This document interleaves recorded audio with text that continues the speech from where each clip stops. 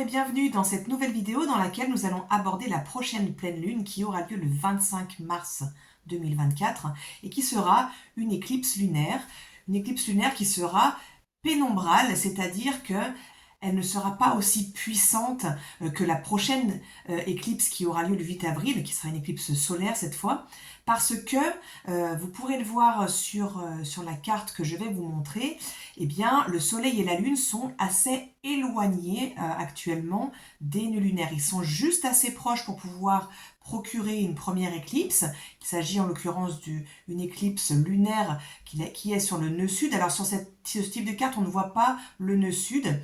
C'est assez rare sur beaucoup de logiciels qu'on puisse le montrer. Là, je ne peux pas vous le montrer, mais vous pouvez voir le nœud nord qui est à 15 degrés du bélier et le nœud sud est donc diamétralement opposé, c'est-à-dire qu'il est à 15 degrés du signe de la balance. La lune étant, elle, à 5 degrés de la balance, elle est à 10 degrés d'écart du nœud sud. C'est donc une éclipse avec une orbe assez large et donc c'est une éclipse qui ne sera pas directement dans l'alignement Soleil-Terre-Lune. La Lune sera juste dans l'ombre de la Terre et c'est pour ça que ça fera une éclipse qu'on appelle une éclipse pénombrale. C'est-à-dire que c'est une éclipse qui va apporter évidemment quelque chose de l'ordre d'une grande puissance évolutive et de guérison, comme chaque éclipse, mais on va dire un peu atténuée du fait qu'il y ait cette orbe qui soit assez grande.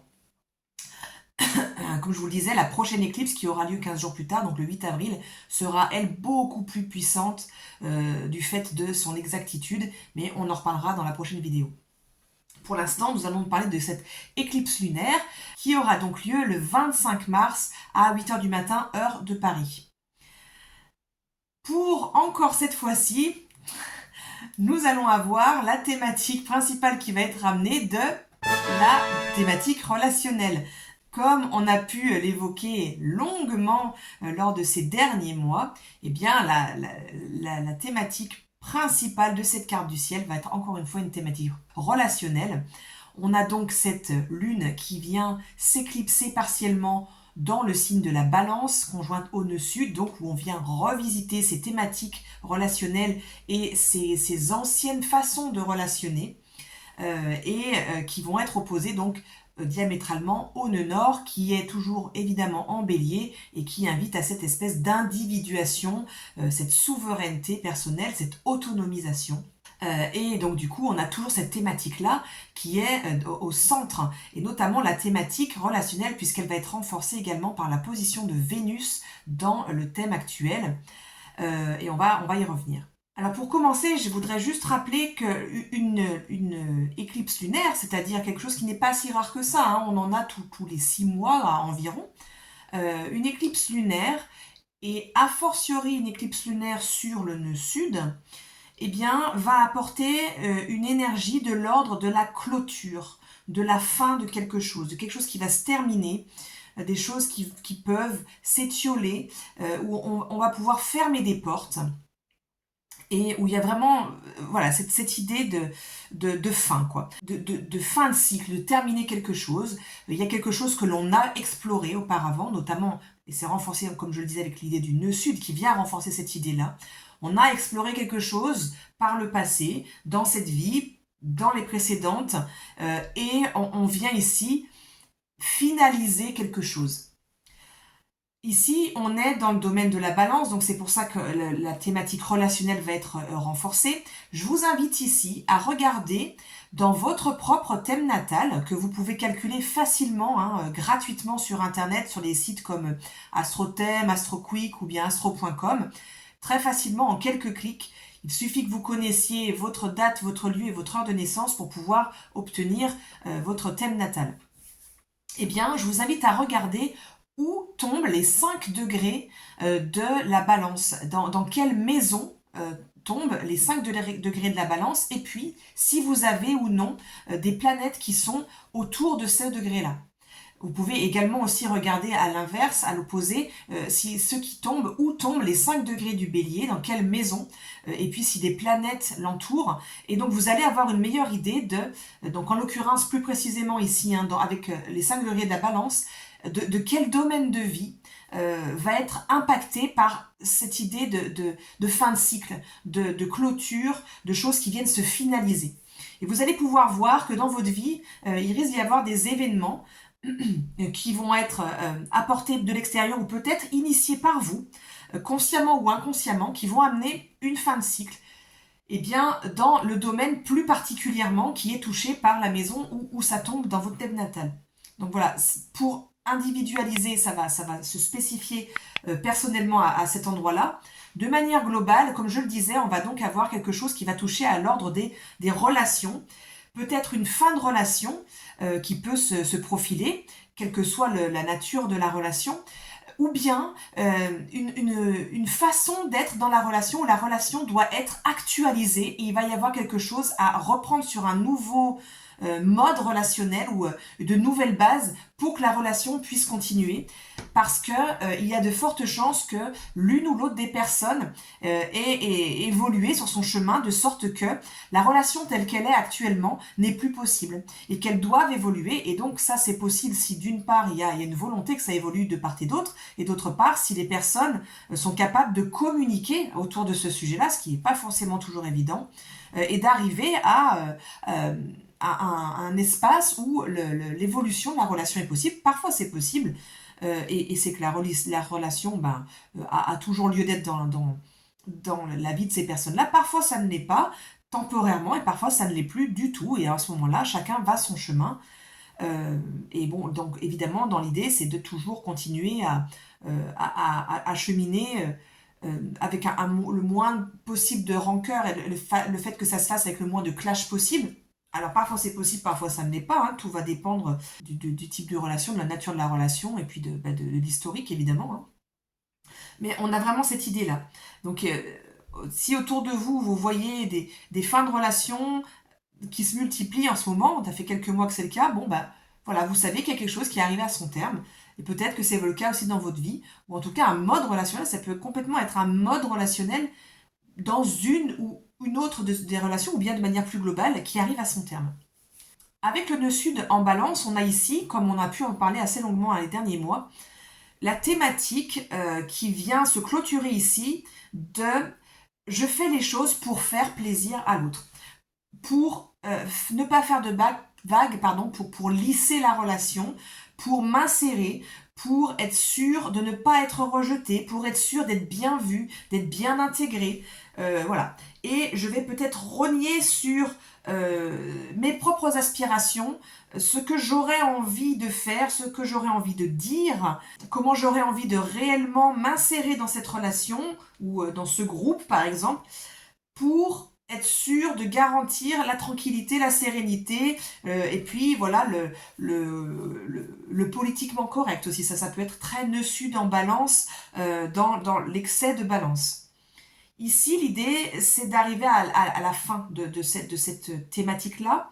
C'est aussi la fin de la codépendance. Alors bon, quand je parle de fin, voilà, bon, encore une fois, je le dis à chaque fois, mais c'est bien sûr un processus, ce sont des chemins sur lesquels on est toute notre vie, et ce sont des étapes qu'on franchit. On n'est jamais complètement sorti de quelque chose, mais on peut faire des grands pas évolutifs, et là c'est l'occasion d'en faire un, sur vraiment poser des pas concrets pour sortir de cette idée donc de s'effacer au profit de la relation d'une part, et donc aussi de la codépendance, comme on a pu en parler avec toutes ces thématiques relationnelles, avec Vénus, Mars et Pluton, qui ont été fortement mis sur l'avant de la scène ces derniers mois. Et j'en profite pour mentionner qu'on voit ici sur la carte que Pluton est encore présent dans cette dynamique évolutive insufflée par cette période écliptique dans laquelle on rentre ici, parce que, comme on peut le voir sur la carte, eh bien Pluton est en trigone avec la Lune, et donc, bon, plus largement, on ne peut pas vraiment le compter avec le nœud sud, parce que c'est un peu trop éloigné, mais en tout cas dans la dynamique écliptique, et également donc en sextile avec le Soleil. Donc il vient insuffler ici une dynamique évolutive supplémentaire dans cette idée de retrouver un équilibre entre nœud nord et nœud sud. On entend souvent dire dans divers courants astrologiques que le but c'est d'incarner son nœud nord et de laisser derrière soi son nœud sud. Alors tout le monde n'est pas d'accord sur ça. Évidemment, on vise le nœud nord et c'est vers ça que on veut évoluer, que notre âme veut évoluer individuellement dans notre nœud nord individuel et collectivement dans le nœud nord collectif. Ça ne veut pas dire que on fait un trait, on tire un trait définitif et on abandonne complètement les thématiques liées au nœud sud. En réalité, et notamment dans l'astrologie védique, l'idée c'est de trouver un équilibre entre le nœud nord et le nœud sud et de garder les apprentissages du nœud sud au bénéfice du nœud nord pour ne pas tomber dans un déséquilibre inverse et trop basculer vers un nœud nord qui pourrait être extrémiste un petit peu. Et il y a toujours cet équilibre entre les deux polarités. Donc ici, comme on a pu le mentionner de multiples fois, on a toujours ce nœud nord qui est conjoint encore à Chiron dans le signe du Bélier et qui amène donc ces idées de guérison pour pouvoir permettre aux individus et aux collectifs d'amener cette énergie autonomisante d'individuation où on va réellement aller creuser son propre sillon et ouvrir de nouvelles voies dans sa propre singularité. Mais il faut garder la polarité inverse qui est bien ici mise en lumière par cette éclipse lunaire en balance où eh bien, il y a une nouvelle dynamique relationnelle à mettre en place en parallèle. C'est-à-dire que la dynamique principale est bien sûr de s'individuer, de s'autonomiser, mais ici, la lumière est un petit peu mise sur comment est-ce que je mets en place ma dynamique relationnelle ou mes dynamiques relationnelles dans les divers domaines dans lesquels je vais expérimenter des relations de nature différente pour que je puisse aller vers moi tout en allant vers l'autre de manière assainie. Et en fait, j'assainis les deux polarités à la fois en faisant ceci. En fait, le fait qu'on ait ce nœud nord qui soit toujours donc avec ce Chiron et qui va être vraiment mis en avant pour la prochaine pleine dans 15 jours, en fait, on est en train de préparer le terrain ici avec cette première éclipse lunaire, fait que on a de plus en plus de mal à se suradapter en fait à l'autre, aux situations, à ce qui serait peut-être attendu de nous et qu'on a de plus en plus de mal à rentrer dans les cases. Et ça va faire que ça va faciliter en fait ici le fait de sortir de cette codépendance, de sortir de ce politiquement correct et de cette espèce de rognage sur soi en fait au profit de la relation de manière sacrificielle, j'ai envie de dire.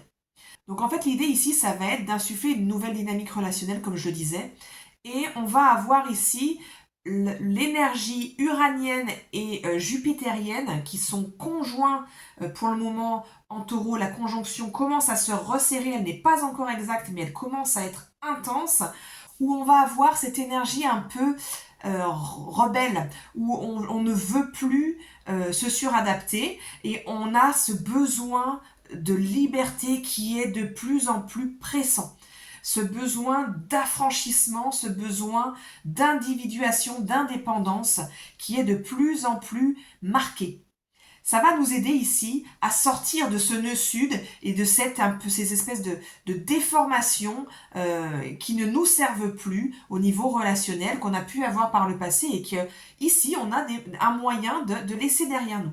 Comme il s'agit d'une éclipse pénombrale, ça va pas être une énergie très rentre-dedans. Ça va pas être ici quelque chose de chamboulant, de brutal, mais on va avoir une opportunité de « Ok, bon bah ça je laisse et je fais la place pour autre chose. » Ça veut pas dire que ça va se faire sans nous, mais ça va être facilité pour que ça se fasse comme ça. Alors profitons-en, parce que parfois ça peut être beaucoup plus brutal que ça, et ici la carte n'indique pas cette idée-là.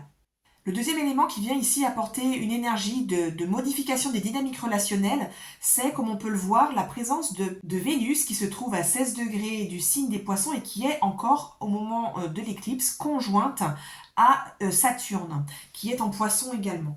Alors, Saturne en Poisson, conjoint à Vénus, va nous apporter une énergie de maturité, de réflexion, très pragmatique, une énergie qui va nous demander de repenser les relations. Mais ça va être vraiment plus dans de la réflexion, ça va être plus concret, plus pragmatique, comme je le disais. C'est-à-dire qu'ici, on va pouvoir analyser un peu nos relations, regarder où on en est dans nos relations et voir par rapport à tout le chemin initiatique et évolutif qu'a pu faire Vénus depuis la fin du printemps dernier. Ici, ça va être de pouvoir se dire, voilà où j'en suis, moi, dans mon mode relationnel. Voilà où j'en suis de moi à moi. Voilà ce que j'attends de mes relations. Voilà ce que j'ai envie de vivre dans mes relations, quelle que soit leur nature, encore une fois. Et il y a diverses natures de relations qu'on vit tous et toutes au quotidien, dans notre vie, qui ponctuent notre vie. Voilà ce que j'ai envie de vivre, voilà ce que je veux, voilà là où mon chemin évolutif m'amène, là, et les portes qui sont ouvertes, c'est vers là que j'ai envie d'aller. Voilà telle ou telle relation, là où elle en est. Est-ce que ça convient? Est-ce que ça convient plus? Est-ce que ça correspond toujours? Ou est-ce que ça correspond plus? Est-ce que j'ai évolué de manière à ce que je me sente complètement à l'étroit dans cette relation maintenant, ou qu'elle me convienne plus du tout, ou qu'il y ait une dissonance et qu'il y a vraiment quelque chose à modifier? Ou pas. Ou ça peut être une réaffirmation, parce que Vénus-Saturne, c'est aussi un gage d'engagement, en fait. Alors l'engagement, il peut être double ici. Il peut être envers soi-même et envers la direction que l'on a choisi d'entreprendre avec tout le chemin initiatique, comme je le mentionnais précédemment. Et donc ici, je m'engage vers ce chemin initiatique.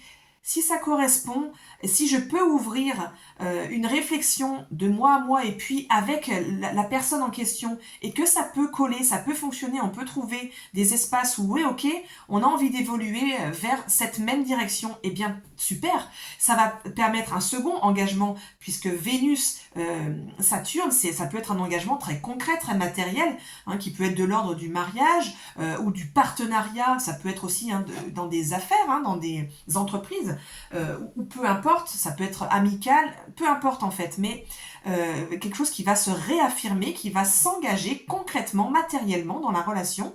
Et si on voit qu'il y a une dissonance et des choses qui sont plus conciliables, ou alors la nature de la relation doit se modifier, et peut-être la relation va se distendre un peu, par exemple, ou prendre une autre nature, et bien là, l'engagement, il est envers moi-même, en fait, et envers le mode relationnel que finalement j'ai envie d'apporter, j'ai envie de vivre, d'expérimenter dans ma vie à partir de maintenant. Donc il y a vraiment cette idée d'engagement, là, qui peut être d'une double nature. Étant donné que Vénus, c'est aussi celle qui régit les échanges, mais les échanges matériels et financiers, il peut y avoir avec ce Saturne une période qui nous permet de repenser la façon dont l'argent rentre en fait et comment je gagne de l'argent. Est-ce que ça me convient? Est-ce que ça me convient pas? Vers quoi j'ai envie d'aller? Est-ce que ce que je vis actuellement, la façon dont professionnellement je vis actuellement, là où je suis engagée actuellement, ça convient à mes aspirations financières, à la façon dont j'ai envie de gagner de l'argent? Ou pas? Est-ce qu'il y a des choses à modifier? Comment est-ce que je peux le modifier? Et avec Saturne, comme c'est très pragmatique, ça va nous permettre de trouver peut-être des pistes de réflexion et des pistes d'action très concrètes en fait sur voilà ce que je veux mettre en place pour que financièrement ce soit plus confortable, plus satisfaisant pour moi. Et le dernier point que je vais aborder, c'est le fait que ce dont on vient de parler, notamment pour Vénus-Saturne, c'est soutenu par un sextile de Jupiter à Vénus. Et Jupiter qui est dans le signe de Vénus, qui est en taureau, conjoint donc comme on l'a dit à Uranus, et qui est en sextile à Vénus, donc qui est la régente du taureau. Donc on a vraiment une belle association ici, un beau soutien de Jupiter. Jupiter qui est la planète de l'expansion et qui vient ici soutenir la volonté d'expansion de Vénus. Et comme je le disais tout à l'heure, Vénus qui a fait donc tout ce chemin initiatique, ce chemin évolutif de récapitulation, de modification et de transformation, transmutation de son mode relationnel et de sa façon d'échanger relationnellement et au niveau pécunier, monétaire, eh bien Jupiter vient ici apporter à Vénus cette volonté d'expansion. Donc en fait, voilà vers là où j'ai envie d'aller et je ne veux plus me restreindre. J'ai envie d'aller voir plus grand que ce que j'ai pu expérimenter par le passé et de m'affranchir de certaines choses, mais surtout de poser des pas pour que je puisse faire l'expérience de plus d'abondance, de plus d'expansion, de plus de réussite dans ces domaines-là. Et en fait, ceci est en train d'ouvrir la voie à ce qui va devenir, dans les semaines qui vont venir, un sextile non plus de Vénus à Jupiter, mais de Vénus à Uranus, quelques degrés plus loin. Et en fait, à ce moment-là, Vénus, sextile à Uranus, va avoir besoin d'explorer sa liberté, d'explorer de nouveaux territoires, d'explorer voilà, des nouveaux espaces qu'elle n'a pas encore explorés. Et donc en fait, on commence à avoir ce besoin d'expansion qui est soutenu par Jupiter et qui va amener la prochaine ouverture relationnelle et ouverture dans la façon d'échanger, la façon de gagner de l'argent également.